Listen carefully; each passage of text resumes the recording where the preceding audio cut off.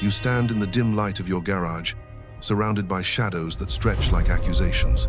Boxes stacked high, tools rusted at the edges, blades dulled from disuse. Each one a promise you made to yourself, once sharper, stronger, unbreakable. But now they gather dust, and you move through your days heavier than before. The weight isn't in the metal, it's in the lie you tell yourself, that more will make you whole. This is the quiet rot that festers in a man's soul. Not the roar of battle, but the whisper of excess. You chase the edge, the refinement, the arsenal that will finally silence the doubt gnawing at your core. Weapons, yes, swords or sticks or whatever steel sings to your blood, but it bleeds into everything. The gym memberships piling up like forgotten oaths, the books on mastery you skim but never live, the skills you hoard half-learned, waiting for the perfect storm to unleash them. You think it's preparation, armor against the void, but it's chains, invisible at first, then crushing, because a man burdened by what he doesn't need stops moving altogether. Imagine the warrior who sharpens his blade not for the fight ahead, but for the fear of one that never comes. He polishes the hilt until his fingers bleed, collects variants from distant forges, curved, straight, weighted just so, each addition a talisman against weakness. He tells himself it's discipline, the mark of a true swordsman. But in the dead of night, when the wind howls through the dojo like a ghost of battles lost, he feels it, the hollowness. His arms ache not from wielding, but from holding on. The collection mocks him. What was meant to cut through illusion now buries him beneath it. Miyamoto Musashi knew this poison well. In his final days, ink still wet on the Dokkodo, he laid bare the precept that cuts deepest for men like us. Do not collect weapons or practice with weapons beyond what is useful. Not a command from on high, but a scar etched from a life of duels and dust. Musashi, the undefeated, the wanderer who carved his path through 500 shadows. He could have filled armories with the relics of his kills, katanas notched from Ronin clashes, bokken splintered in the reign of Sekigahara. But he didn't. He carried 2 swords, no more. One long, one short. Tools for the moment, not monuments to the man he might become. Picture him on the road to his grave, a cave mouth yawning like the earth's judgment, the air thick with salt and solitude. Musashi sits cross-legged on the stone, brush in hand, the weight of 70 years pressing down. Around him, the sea crashes indifferent, waves eroding cliffs that once seemed eternal. He thinks of the young fool he was, scavenging blades after every victory, convinced each one held a secret to invincibility, a tanto from a fallen foe, etched with cherry blossoms that now seemed as fragile as the life it took, a yari spearhead, bent from a thrust that saved his skin but scarred his sleep. He collected them like regrets, stacking them in some hidden corner of his mind, polishing them in idle hours when the road grew too quiet. One dawn, after a skirmish in the mist-shrouded hills of Kyoto, he knelt by a stream, water running red. The enemy lay still, his wakizashi clutched in a death grip. Musashi pried it free, felt the balance, the whisper of craftsmanship. It was finer than his own, lighter, keener. For a heartbeat, greed flickered. Add it to the tally, become the arsenal incarnate. But as he rose, the sun pierced the fog, and he saw the truth plain as the blood on his hands. This blade had failed its master. It hung at the man's side like a beggar, unused until the end. Musashi hurled it into the current, watched it sink, swallowed by the flow. From that moment, he vowed, utility alone. No more ghosts in steel. Why does this haunt us? Because deep in the marrow of every man beats the drum of provision, the ancient fire to gather, to fortify, to stand ready when the wolves circle. It's etched in our bones from caves where scarcity was the god we all bowed to, but the world shifted. Plenty poured in iron from endless forges, knowledge from scrolls that multiply like weeds. And we, sons of that primal urge, mistook abundance for armor. We collect not out of need, but out of terror. Terror that without the extra, the refined, the accumulated, we are exposed. Naked in the arena of our own making, stoic shadows whisper the same.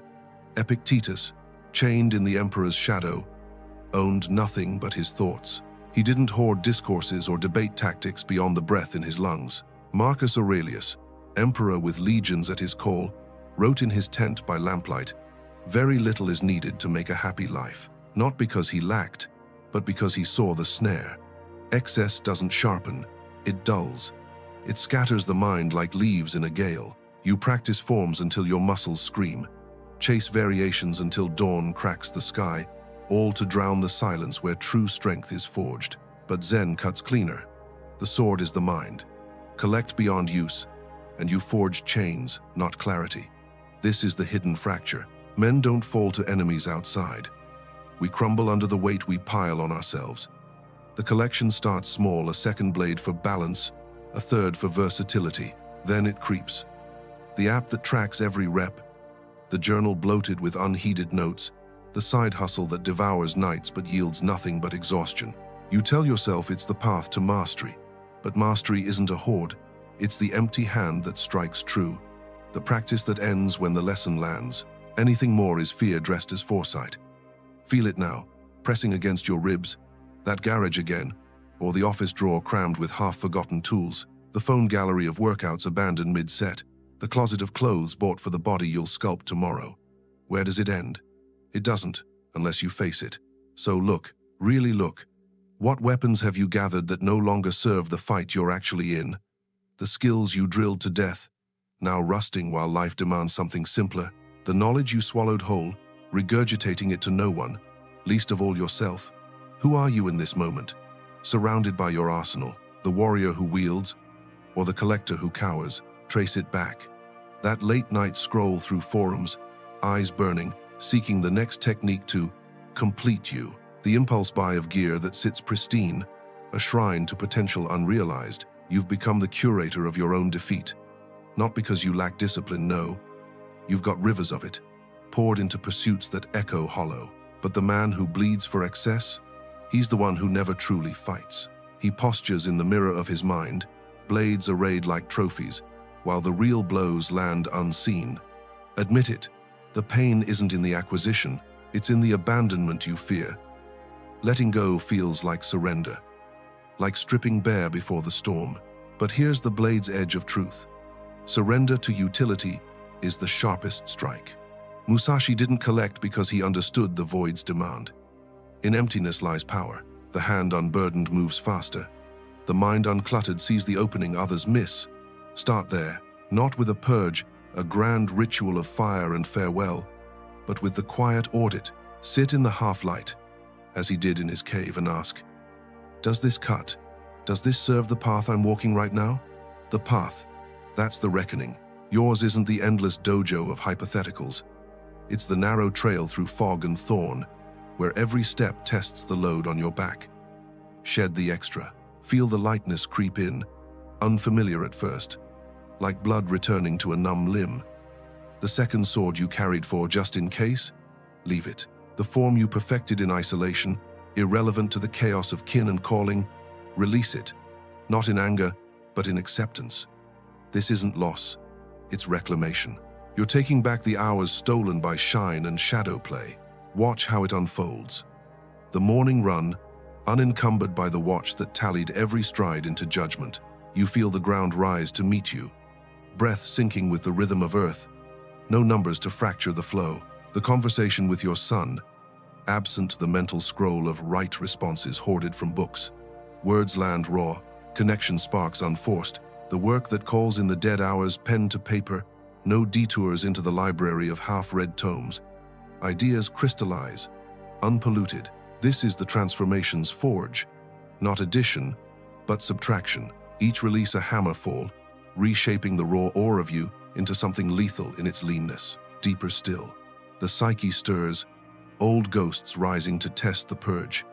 That voice, the one that hisses of vulnerability, of the day the lack undid you. Remember the boy who clutched his father's knife, convinced it held the old man's unyielding spirit? You are that boy still, if you let the Hoard define you. But Musashi's way pierces the illusion. The weapon is extension, not essence. True resilience isn't in the steel you amass, but in the will that wields what suffices. Zen masters burned their scrolls not from disdain, but from knowing the finger pointing at the moon isn't the moon. Your collections? Fingers, all of them, pointing at a strength that's always been yours, waiting beyond the clutter. Confront the mirror now, not the glass one, but the one in your gut. Where have you let the useful curdle into obsession? In the bedroom, perhaps, where fantasies of prowess collect like unused blades, eroding the intimacy you crave. Or at the table, where arguments arm themselves with facts amassed for war, leaving peace in ruins. See it, name it. The lover who became a library of grievances, the father armored in advice no child needs. These are your weapons, dulled by disuse, heavy with the lives they burden. The shift comes unbidden then, a tide turning in silence. You wake one dawn, the air crisp as a fresh-honed edge, and the urge to gather fades, replaced by hunger for the act itself.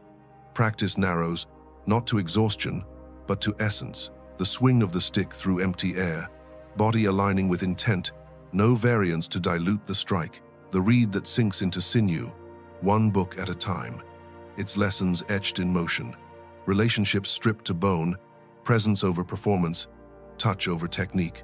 This is the man's alchemy, not turning lead to gold, but excess to ether.